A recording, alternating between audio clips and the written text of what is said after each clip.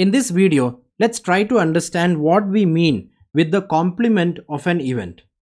And many times we'll be asked to find the probability of the complement of an event. Let's take an example to understand this. Say you're rolling a dice, alright? And let's define event E as getting an even number.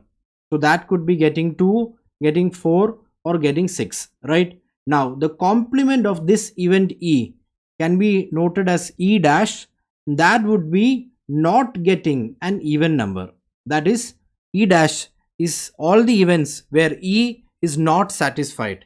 Now we can notice that either E will happen or E will not happen. There is nothing else in between, right? Therefore, the probability of E happening plus the probability of E not happening is equal to 1, because either of these definitely has to happen, right? You will either get an even number or you will not get an even number.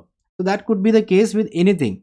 If E had been defined as getting the number 3 when you roll the die, E dash would be not getting 3. So either you get 3 or you don't get 3.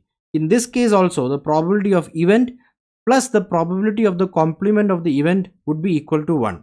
Therefore, we can find out that the probability of not getting the event is equal to 1 minus the probability of getting the event. Alright, now what is the probability of getting an even number? We have seen that that's the probability of getting either 2, 4 or 6. So you have 3 favorable events out of a total of 6 events. So the probability of E will be 3 by 6, right? And that's equal to 1 by 2. Now, it so happens that not getting an even number is the same as getting an odd number, but it's not always the case, right? Now, PE dash would be equal to 1 minus P of E, which is equal to 1 minus 1 by 2, which is equal to 1 by 2. That is, the probability of not getting an even number is equal to 1 by 2. Now, in many cases, it's possible to calculate either the probability of the given criteria, or you could find the probability of not getting the given criteria and you can do 1 minus P of E dash to get PE.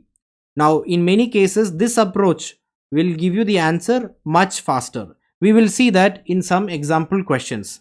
Now let's quickly visualize what we have learned over here.